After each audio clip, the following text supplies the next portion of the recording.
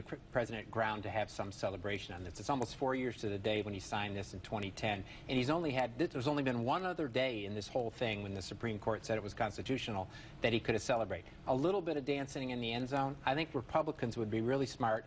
Let him have the touchdown. Don't ask for instant replay. Get off of repeal and basically try to argue over costs. Get off of the whole idea this is the law of the land. Admit reality and move on and try to argue over costs surrounding it. All right, there's Matthew Dowd of ABC News with some free advice for Republicans. I love when the left and the media gives free advice to Republicans. What Republicans should do is run the other way. It's panel time. You know him, you love him, and Rick Ungar is in studio, co-host of Steele and Ungar on XM Sirius Radio, and John Gizzi, our own John Gizzi, Newsmax Washington, D.C. correspondent. Let me just tell you a little story, gentlemen, about that phrase, our own. Warner Wolf, great sportscaster.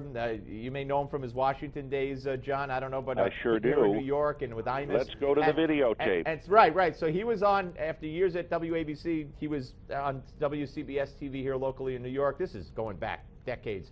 And Michelle Marsh, then, the anchor, said, and now here's our own Warner Wolf. And he says, hey, I'm not your own. It's always stuck in my head. I don't know why, but it always has.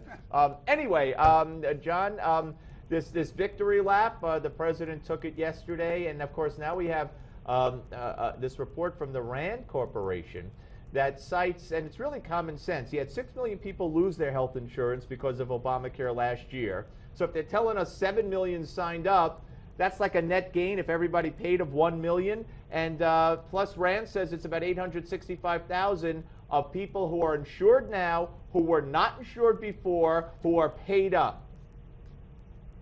Wow. Well, I would say, to second that, I went to a breakfast this morning with probably the leading expert on health care, someone who spent his life in it, Louisiana Governor Bobby Jindal.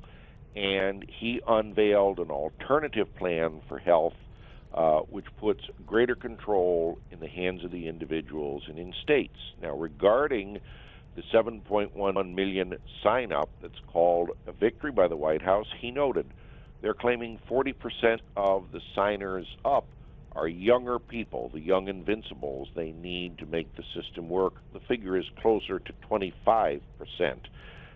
In addition, we're finding that 4.2 million Americans had canceled notices. There is no evidence it's decreasing the cost or decreasing the premiums. And remember, in 2008, Governor Jindal noted, candidate Obama was absolutely correct when he said, no one can make you wait to get health care, but at the same time, no one can make you pay more than you want or more than you should for health care.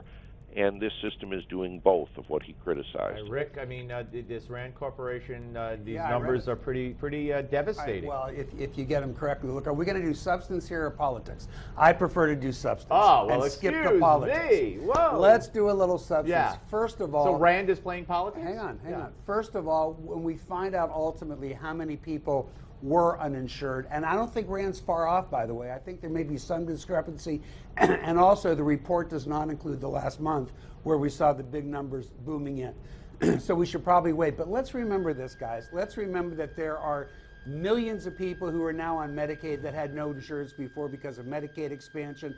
Let's remember that 3 million people who are staying on their parents' policy were not necessarily insured before.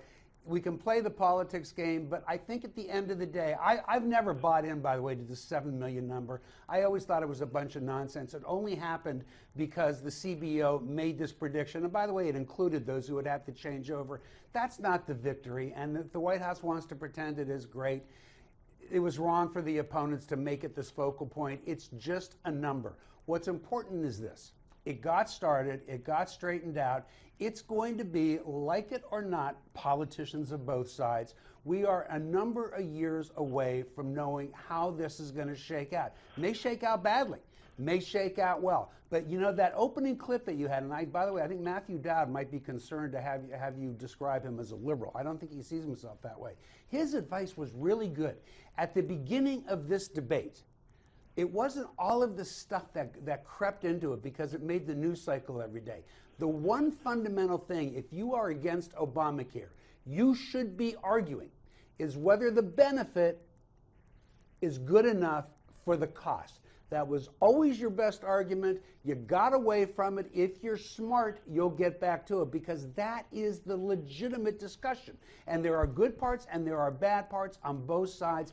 That's the substance of the issue. Well, John, you know, Tim Muellskamp was on just before you guys came on, and he blasted Republican leadership in the House, quote unquote, aka John Boehner and the rest of them, saying that it's not good enough to waltz into November of 2014, just running against Obamacare. He said we have a plan out there. We need to take a vote on it. We need to have an alternative that we could talk about. He also wants the Camp bill on tax reform. He wants all of that stuff. But specifically speaking to an alternative for Obamacare, do you agree with him? Yes, I do. And remember something. Margaret Thatcher once said that before we win the battle of elections, we have to win the battle of ideas. And certainly health care and how to make it more accessible and cost-friendly to Americans is a major idea. It's going about it that the parties have a great divide. Right now, with the facts that are coming in, I think it's safe to say that Democrats who stand without hesitation behind the current system are going to face some political trouble, and Obamacare could well be called the longest suicide note in history. Now, I would also say about medical expansion or Medicaid expansion, Rick, remember something. There are more people who are able-bodied single adults than there are children on that right now. That makes no sense at all. This is a very flawed plan, and I think it's great that House Republicans have an alternative, and I think it's great that people outside Washington, notably Governor Jindal, can unveil an alternative plan. Well, the battle of ideas is being waged in a healthy way. And that's what should happen. And I read the governor's plan. There are parts of it I think might work. Actually, oddly enough, his best suggestion, in my opinion, is one that the insurance industry is very much opposed to. I could see it working. And I should tell everybody, we are going to be getting into exactly this on Steele and Ungar this Saturday morning at 11. I got to do a little plug there. There you go. Because this is the topic. Sirius XM? Sirius XM. Channel 124, POTUS, we are going to be talking about exactly this. I want us to examine what the Republican options are, and there have been some put out there, some of which I can buy, some of which I think merit discussion, much of which, however, is thrown out there for politics. Again, I'm very into separating the politics from the substance. John is right when he says that the politics is such that this is going to be difficult for Democrats this fall. There's no point in denying that. It is going to be. But that's politics.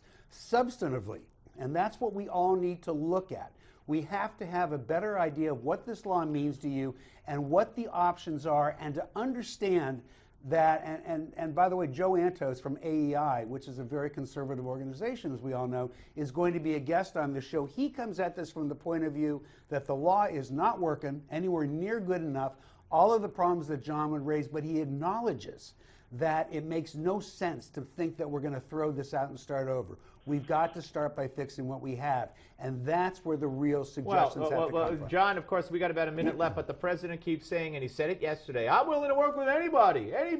Meanwhile, you got 6 Democratic senators who want fixes and changes, and Harry Reid says he won't bring them to the floor for a vote.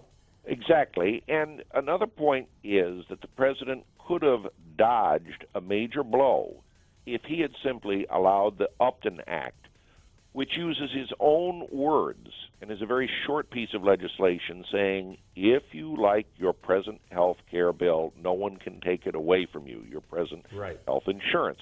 It sailed through the House with every Republican votes and more than 30 Democratic votes. So the president's disingenuous. Guys, we'll reconvene in an hour. When we come back, former Governor Bob Ehrlich of Maryland on the Steve Malzberg Show, Newsmax Television.